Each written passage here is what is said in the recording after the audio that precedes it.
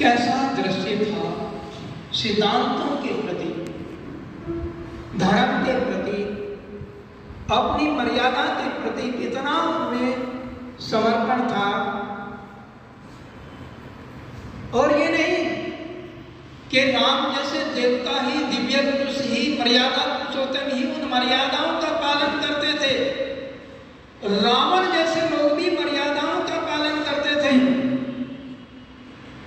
उन्होंने सीता का हरण किया, अशोक वाटिका में ले जा करके छोड़ दिया, उसकी रक्षा के लिए बहुत सारे जो है वहां पर उन्होंने राक्षसियां छोड़ी कि सीता को किसी प्रकार का यहाँ पर कोई कष्ट नहीं हो, न खाने का, न पीने का, न रहने का, न सहने का, कोई उनको क्षति न पहुंचाए, पूरा बंदोबस्त किया।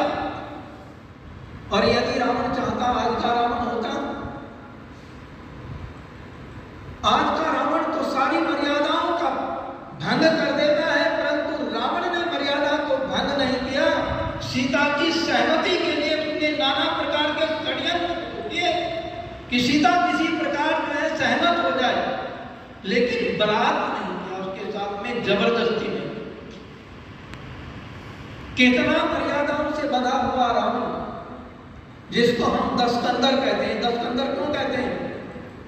10 शीश नहीं तो दिखाए जाते हैं, केवल 10 शीश जितना वो 10 बातों को एक साथ, 10 विषयों पर एक साथ विचार करता था, मंथन करता था। तो 10 व्यक्तियों की बुद्धि जितना के अंदर जो बुद्धि थी, विवेक था। जब राम ने सीता का पता निकाल लिया, पता लग गया, हनुमान पता लेकर के ले आए कि सीता तो है रावण की कैद में है और अशोक वाटिका में है, और सारी व्यवस्था आकर के हनुमान ने राम को समझाई। अब तैयारी युद्ध की होगी, युद्ध की तैयारी चल रही है, और राम ने जामवंत को बुलाया। बैठे हैं सब, परिचर्चा हो रही है, मीटिंग बैठी है, पूरा दल बैठा है, सुग्रीव बैठा है, लक्ष्मण है, राम है, विभीषण है, जामवंत हैं, अनेक प्रकार के योद्धा और महारथी बैठे हैं, और मंथन हो रहा है कि रावण से विजय किस प्रकार से प्राप्त की जाए। तो लक्ष्मण ने कहा इस बात को तो कोई वयोवृद्ध बताए। खड़े होकर के हनुमान ने कहा इस बात को जामवंत बताएंगे, ये हमारे में सबसे वयोवृद्ध है, आयु वृद्ध भी है और ज्ञान वृद्ध भी है, और इनको अनुभव भी बहुत ज्यादा। और ये रावण के दादा से मिले, उनके मित्र भी रहे वात्सल्य, तो इसलिए इन्हीं को पूछते हैं। जामवंत खड़े हुए और जामवंत कहने लगे तुम रावण को पराजित नहीं कर सकते। रावण के अंदर ऐसी सेनाएं हैं, रावण के अंदर इतना शस्त्र और अस्त्रों का आविष्कार इसने किया, आज भी हो रहा है। बीच में एक थोड़ी सी चर्चा करो। महर्षि भारद्वाज जब रावण के दरबार में पहुंचे, रावण ने बड़ा स्वागत किया उनका, बड़ा सम्मान किया, और रावण दिखा रहा है ये मेरी जो है प्रयोगशालाएं हैं, ये शस्त्रशालाएं हैं, ये अस्त्रशालाएं हैं, यहाँ पर रासायनिक हथियार बनते हैं, यहाँ पर इस प्रकार के हथियार बनते हैं, यहाँ पर जो है इस प्रकार का जो सारा वातावरण दिखाया। तो महर्षि भारद्वाज कहने लगे रावण तेरे इस महल में कहीं यज्ञशाला भी है क्या? उसने कहा यज्ञशाला तो नहीं, कि कहीं चरित्र निर्माणशाला है कि वो भी नहीं है, तो तेरा नाश होगा। रावण के मुंह पर ही कह दिया महर्षि भारद्वाज। महर्षि सारथी जी के शब्दों में ये बातें उसमें आई हैं, उनके प्रवचन में। तो इतना बड़ा आविष्कार रावण के पास था, तो जामवंत कहने लगा तुम उनको जीत नहीं सकते। फिर उसका जीतने का उपाय एक ही है, क्या? तुम्हें एक बहुत बड़ा यज्ञ करना है, विजय यज्ञ करना है समुद्र के तट, और उसमें ब्रह्मा रावण को बुलाना। चारों वेदों का विद्वान है, शास्त्रों का ज्ञाता है। राम कहने लगे क्या वो हमारे निमंत्रण को स्वीकार करेंगे कि हाँ वो ब्राह्मण है और ब्राह्मण का कर्तव्य वो जानते हैं, वो मना नहीं करेंगे, आप जाओ। राम और लक्ष्मण दोनों गए और रावण की जब वे सभा में पहुंचे, राज्य सभा में, तो देख रहे हैं कितना न्यायप्रिय, उसके न्याय को देख करके, उसकी व्यवस्था को देख करके दंग रह गए। जब दरबार बर्खास्त हो गया, सब चले जाने लगे, तो दोनों खड़े रह गए, हाथ जोड़ करके अभिनंदन किया। रावण ने कहा मैं परिचय जानना चाहता हूं, आप कौन है, कैसे आए? कि हम एक यज्ञ कराना चाहते हैं और उसी उद्देश्य से आपके पास आए हैं, आप हमारे यज्ञ के ब्रह्मा नियुक्त करने के लिए आपको आए हैं। उन्होंने कहा कोई बात नहीं, आप यज्ञ कहाँ करेंगे, मैं आपका निमंत्रण स्वीकार करता हूं। उसने कहा समुद्र के किनारे, कि किस उद्देश्य से कर रहे हैं? कि लंका पर विजय प्राप्त करने के उद्देश्य से हम ये यज्ञ किया। अच्छा, क्या आप राम और लक्ष्मण हैं? कि हाँ, तो जाओ, आपका यज्ञ सफल होगा। और जब यज्ञ का समय आया तो इंद्रजीत को बुला करके रावण ने कहा कि ये रथ लेकर के जाओ और सीता से कहना उसका पति जो है विजय यज्ञ कर रहा है और वो रथ में बैठ ले, और रथ में बैठ करके जब तक यज्ञ संपन्न होगा तब तक वो स्वतंत्र है, लेकिन यज्ञ समाप्ति पर आकर के रथ में बैठ जाए और फिर उसको यहीं पर आ। ऐसा ही किया।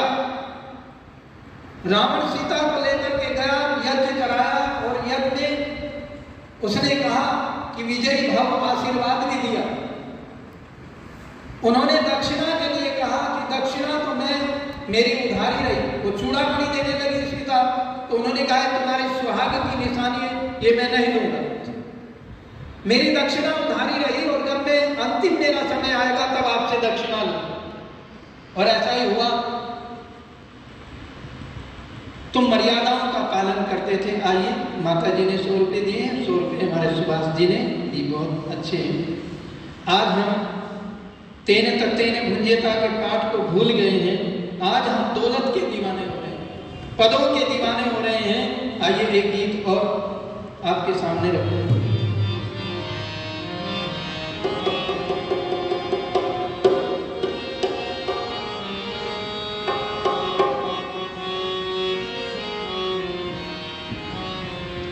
दौलत के दीवानों उस दिन को पहचानो, जिस दिन भरी दुनिया से खाली हाथ चलोगे, क्या लेकर साथ चलोगे। दौलत के दीवानों उस दिन को पहचानो, जिस दिन भरी दुनिया से खाली हाथ चलोगे, क्या लेकर साथ चलोगे। दौलत के दीवानों उस दिन को पहचानो, जिस दिन भरी दुनिया से खाली हाथ चलोगे, क्या लेकर साथ चलोगे। दौलत के दीवानों ये जो ऊंचे ऊंचे महल अटारी चौबारे, ये जो ऊंचे ऊंचे महल अटारी चौबारे, हो जाएंगे धूमिल भूमि पर तारे। सब छोड़ करके बख्शों में हम, सब खाक में मिला अपनी औकात। चलोगे क्या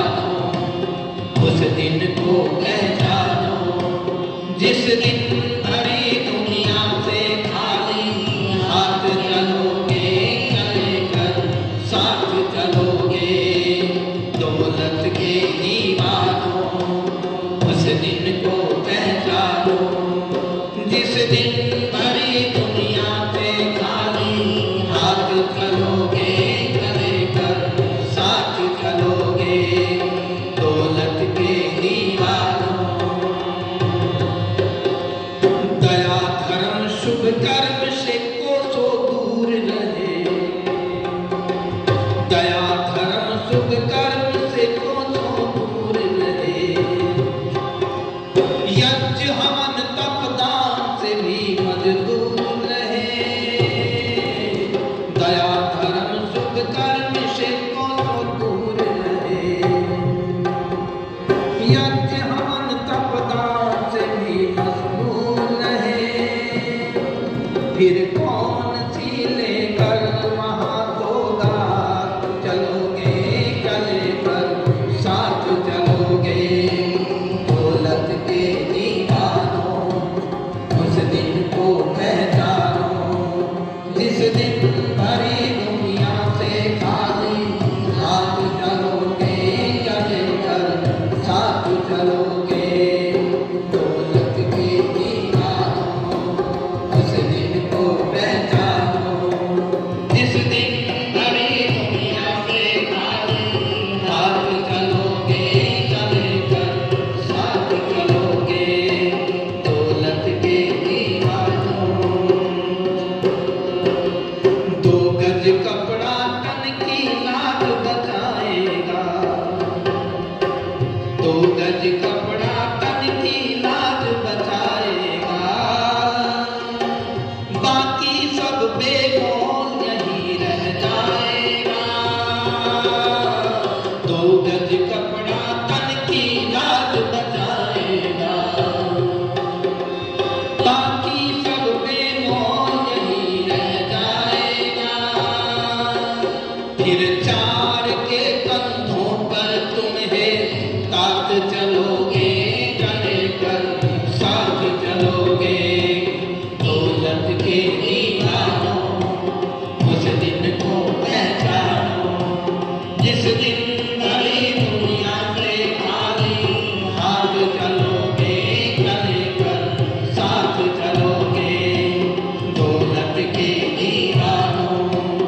उस दिन को पहचानो जिस दिन भरी दुनिया से खाली हाथ चलोगे चले कर साथ चलोगे दौलत के दीवानों। उस दिन को पहचानो जिस दिन भरी दुनिया से खाली हाथ चलोगे चले कर साथ चलोगे।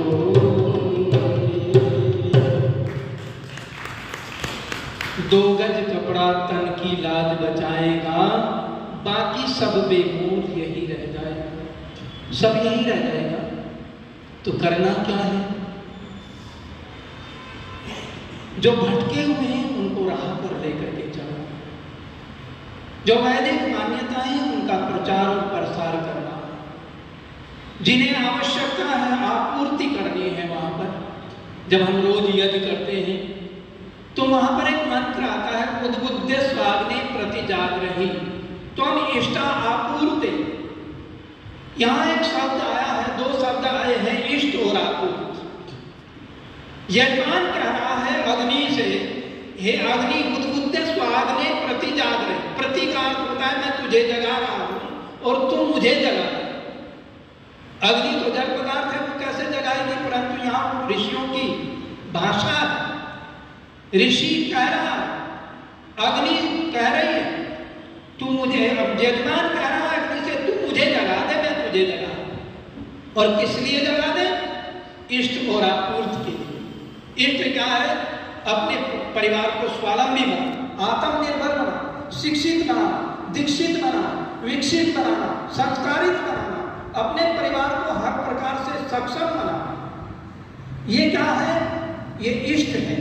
और जब अपने पास पर्याप्त मात्रा में सारी चीजें हैं और ज्यादा भी हो गई है, धन भी ज्यादा हो रहा है, तो फिर आपूर्त है। आपूर्त क्या है? अच्छी संस्थाओं में दान देना, जो शिक्षा का प्रचार और प्रसार करती है, जो मनुष्य के जीवन को अच्छा बनाने का, निरोगी बनाने का, यज्ञ आदि श्रेष्ठ कार्यों में उनकी आपूर्ति करना, इसको आपूर्ति कहते हैं। तो इसलिए जागना, तो यह जागना चाहिए दूसरों की सहायता के लिए। आइए एक गीत और समय हो जाए।